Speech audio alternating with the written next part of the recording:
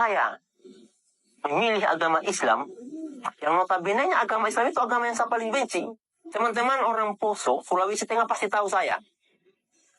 Ketika kerusuhan Poso, saya orang yang bela agama Kristen. Teman-teman orang Kristen di kampung saya itu, di Batenggeng, itu pasti tahu saya. Saya pernah menjarah itu harta-harta orang Islam yang ada di Tentena, kita jarah, kemudian masjidnya kita bakar. Jadi kalau teman-teman bilang saya bukan Kristen sejati, oh salah.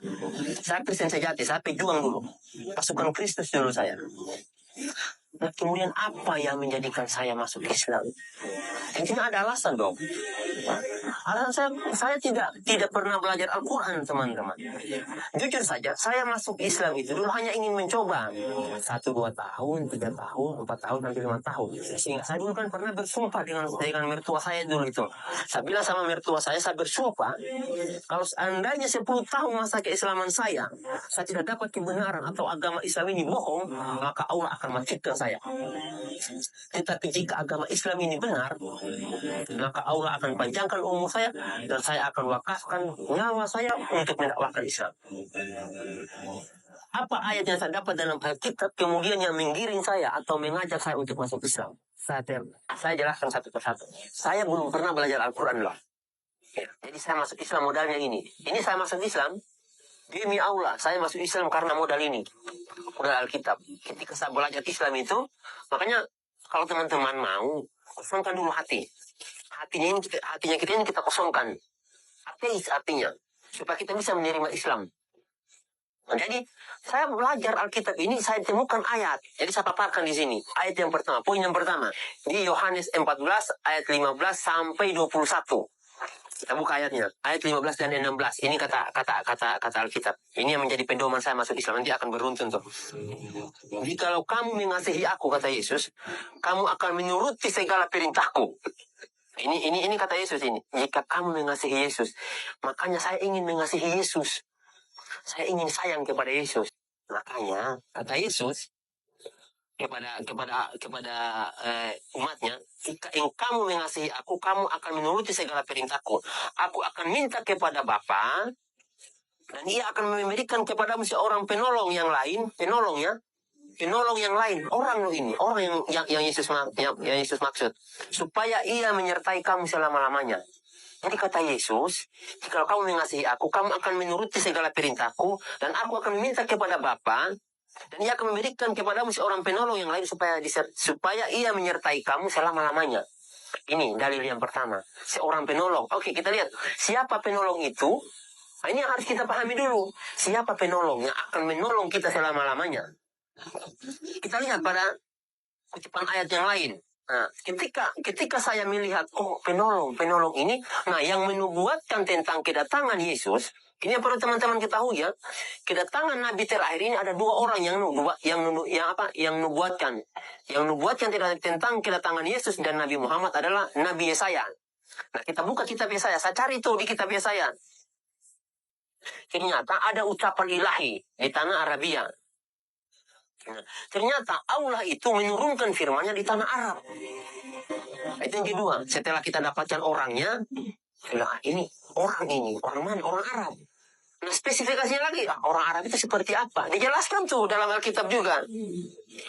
Yesaya 29 ayat 12. Ini kata Alkitab. Dan apabila kitab ini diberikan kepada orang yang tidak dapat membaca dengan mengatakan, baik, bacalah ini, maka ia akan menjawab, aku tidak dapat membaca. Artinya, orang yang tidak dapat membaca itu adalah orang buta huruf.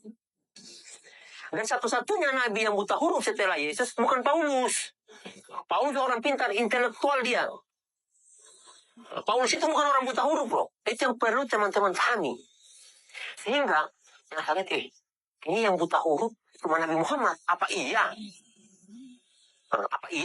Karena saat itu betul-betul tidak mungkin saya masuk Islam. Tetapi Alkitab ini mengarahkan, yang pertama orang, yang kedua asalnya di Arab, karena wahyu itu turun di Arab, kata Alkitab. Yang ketiga ciri-cirinya adalah orang itu buta huruf. Orang Arab buta huruf. Siapa kalau bukan Nabi Muhammad? Nah, ini dalilnya, sehingga saya memutuskan saya harus masuk Islam. Nah, saya harus masuk Islam, saya putuskan itu. Nah, kemudian setelah saya masuk Islam, setelah saya mendapatkan dalil ini, apalagi yang saya kaji setelah itu? Oh, harus kita kaji dulu. Oke lah, dia sudah sampaikan orang. Oke. Kemudian orang Arab. Oke. Buta huruf. Oke, mari kita lihat. Apakah orang yang dimaksud ini bertentangan dengan dengan Alkitab? Saya harus lihat dulu. Jangan-jangan nanti dia bertentangan dengan Alkitab. Oke. Saya tanya tuh sama teman saya, tentang karakter daripada Nabi Muhammad.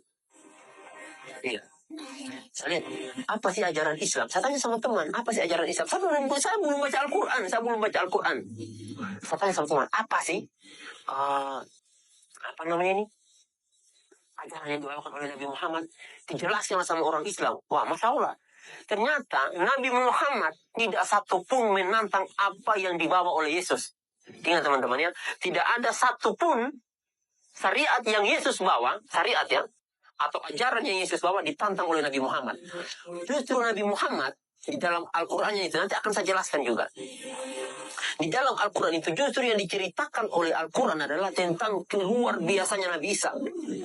Ya. Di Alkitab tidak dijelaskan dulu, tidak dijelaskan. Justru yang memuliakan Yesus adalah Al-Quran, di mana Yesus disampaikan, dikatakan di situ ketika Bunda Maria hamil itu mengandung, makanannya datang dari surga loh. Itu kata Al-Quran. Makanannya dari surga. Kemudian Yesus umur masih bayi, baru dilahirkan, kurang lebih 1-2 hari lah. Umur Yesus saat itu, dia berbicara, itu menunjukkan mujizat. Dan itu Al-Quran berkata. Dimuliakan Yesus. Kemudian Yesus diangkat hidup-hidup oleh Allah. Betapa mulianya Yesus dalam Al-Quran. Tetapi di Alkitab, Yesus dihinakan. Maka saya sampaikan ini kok tidak masuk akal, secara akal. Kalau kita mau bahas akal, ini kita berbicara tentang dalil. Ini kita berbicara tentang dalil. Saya berdebat tentang dalil. Kalau kita mau berdebat dengan akal, lebih parah lagi tuh. Lebih akan malu lagi umat Kristen. Ini kita berbicara tentang dalil. Makanya saya sampaikan, wah, ternyata Nabi Muhammad tidak menentang Yesus. Justru dia menentang Yesus, si Paulus. Nah, itu. Yang perlu teman-teman ketahui. Sejak saat itu saya sampaikan ke istri, saya harus masuk Islam. Pada tanggal 5 Februari 2014. Sebagai istri tidak bisa, saya harus masuk Islam saat ini juga. Nah, teman-teman, itulah yang menjadikan saya itu memilih agama Islam. Dari Alkitab ini, saya tidak pernah belajar Al-Quran. Tidak pernah. Sebelumnya saya tidak pernah belajar Al-Quran untuk masuk agama Islam. Tetapi saya belajar dari Alkitab ini. Ayat-ayat tadi itulah yang menjadikan saya kemudian memilih agama Islam. Karena benang lurusnya itu, kalau kita mau tarik benang lurusnya itu, Alkitab ini sebetulnya lurus tuh, menunjukkan kita kepada Nabi Muhammad. Ya hanya saja yang menyelewengkan ayat-ayat ini, yang mentafsirkan ayat-ayat ini, yang tidak menyampaikan kepada jemaat itu adalah pendeta. Kalau seandainya pendeta mau jujur nih, mau jujur menjalankan semua perintah yang ada dalam Alkitab, masuk Islam dia. Karena semua perintah yang ada dalam Alkitab ini adalah apa yang dilakukan oleh orang Islam, dan apa yang diperintahkan oleh Alkitab itu tidak dilakukan oleh orang Kristen.